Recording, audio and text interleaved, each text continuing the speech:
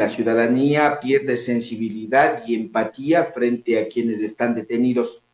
no solo por el hecho de que al interior se suceden estos actos violentos, sino también porque en el exterior hay un clima de inseguridad y obviamente los actos de inseguridad generan desconfianza frente a la acción de la justicia y al funcionamiento de las cárceles en el país, porque los delincuentes cometen sus fechorías, pues, y a la vuelta de 1 o 2 días ya están nuevamente en las calles, luego de haber sido detenidos. Entonces, es evidente que la ciudadanía muestra su rechazo y también su quemimportismo a lo que suceda al interior de estos centros. El problema quizá no está, y se justifica de plano en la posición ciudadana, pero el problema no está en la ciudadanía en específico, sino más bien desde la autoridad gobernante. Yo diría que hay dos aspectos de los cuales debemos establecer. El primero es la política de seguridad ciudadana en el país, en el que se incluye el manejo de las cárceles por un lado, y por otro lado lo que corresponde al modelo de gestión de los centros de estos de detención, prisión, rehabilitación, etcétera, como se los quiera denominar. Yo creo que estos dos aspectos deben ser analizados, si bien por didáctica, manejados para el análisis y la explicación separadamente, pero de allí ambos están articulados. El primero sobre la política de seguridad, pues nosotros hemos observado y usted acaba de manifestar, ya no, el tema del sicariato ya no es un problema de Guayas, de Manabí, de Esmeraldas o de Quito, que eran las ciudades en donde se concentraban y provincias donde se concentraban la mayor parte de estos hechos violentos. Ahora son las ciudades periféricas, ¿no es cierto? Catamayo, que no es pues una ciudad de primer orden con el respeto debido a la ciudad. Pero imagínese usted en Catamayo que haya sicariato, es gravísimo. En ciudades de la Amazonía es gravísimo, es decir, hay un problema grave que no tiene que ver solamente con el tema de inseguridad, porque el tema de seguridad ciudadana no tiene que ver solo con aumentar policías, tiene que ver con una serie de factores y aspectos que ya lo hemos analizado incluso por este medio de comunicación.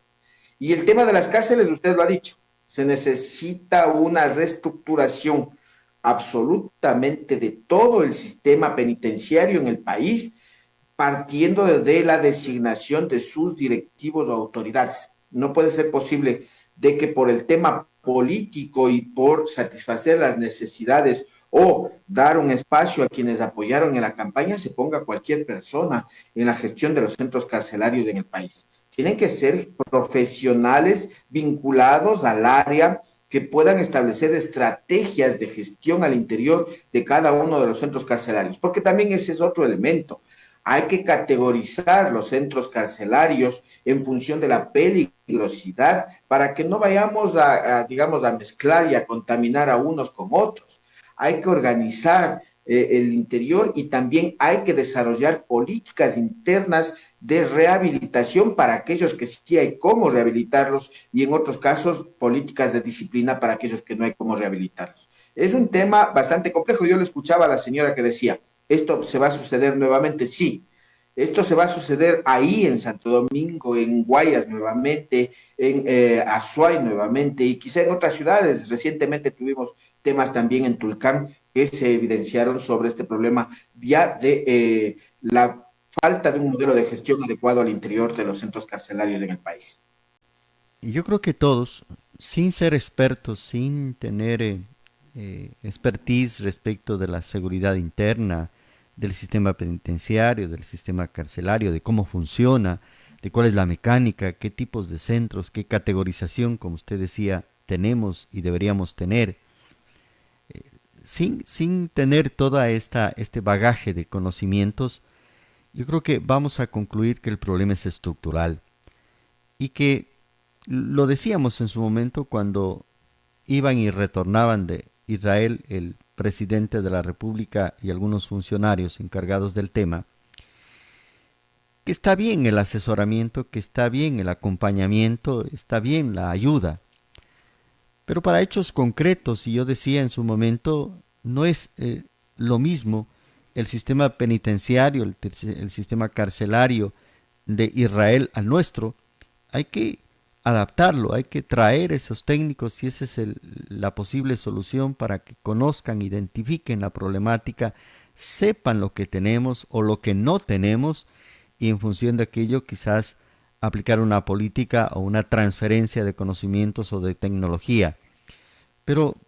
esto no queda solo en el anuncio de que nos fuimos a Israel, volvimos, está todo hermoso allá que blinda la seguridad. Eso no sirve, ahí tenemos el número de muertos en la actualidad. De tal manera que quizás yo siempre digo, no sé, las personas o el asesoramiento al presidente de la República no son las idóneas o no son los asesoramientos como para que se dicte una política que corresponda, doctor. Mire, lo que pasa es de que el presidente hizo un viaje de turismo a Israel, porque él no iba a regresar, incluso con alguno de sus acompañantes, no iba a regresar a establecer procesos técnicos, metodológicos,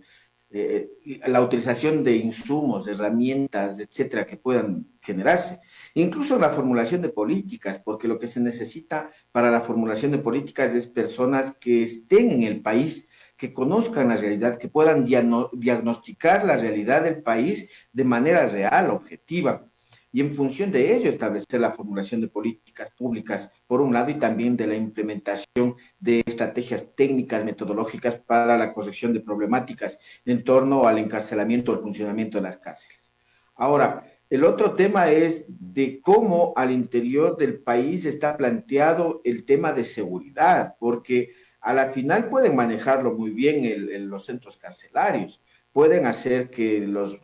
detenidos o PPLs sean disciplinados, de que no existan al interior conflictividad, masacres, etcétera. Pero van a seguir siendo alimentadas esas cárceles con las problemáticas externas, esa infinidad de sicariato, delincuencia, robos, asaltos, violaciones, extorsiones, el narcotráfico que se ha inmiscuido ya en la política, en cada una de las instituciones, ¿no es cierto? Incluso en las propias Fuerzas Armadas y en la Policía Nacional. Es decir, todo ese elemento de corrupción que existe en el exterior de las cárceles no va a permitir resolver la problemática interna de las cárceles, de los centros de detención de los PPLs. Incluso yo digo el tema desde el punto de vista educativo, cómo es que la política educativa está orientada a generar procesos de cívica, de cultura, de conocimiento general, de comportamiento, de normas morales, éticas, capaz de que la población no incurra en estos hechos. Debemos verlo de manera integral el tema. Yo en lo personal no creo de que se pueda resolver ni se va a resolver la problemática de los centros de detención de los PPLs solamente cambiando el director o cambiando la estrategia de poner más uniformados o más guías al control o incluso construyendo, digamos, celdas individuales. Yo no creo que esa sea la única alternativa que exista. Esa es una medida de contingencia, de mitigación frente a la problemática interna que existen en las cárceles, incluso para evitar el hacinamiento. Hay que empezar a valorar realmente qué es lo que sucede al interior de las cárceles y cómo se puede dar alternativas de rehabilitación, sobre todo en el tema de las personas que han sido detenidas por delitos menores y que pueden perfectamente ser rehabilitadas con el cumplimiento de acciones comunitarias o colectivas, incluso en la vinculación en procesos productivos. Pero ya en el exterior es necesario empezar a entender de que no se trata solamente de decir controlen las cárceles, controlen a los presos o, como la ciudadanía diría, denles armas para que se maten al interior y con eso está resuelto el problema, sino que desde afuera necesitamos resolver el problema de educación y el derecho del acceso a la educación de la niñez y de la juventud, en este caso ahora incluso que ya hablamos sobre el acceso a la educación universitaria y que se ha abierto un debate sobre ese tema, ¿no es cierto? Pero también el uso incluso de los medios de comunicación y las políticas de comunicación para orientar de mejor manera y en mejores niveles con mayor argumento a la ciudadanía, el tema del uso de las instituciones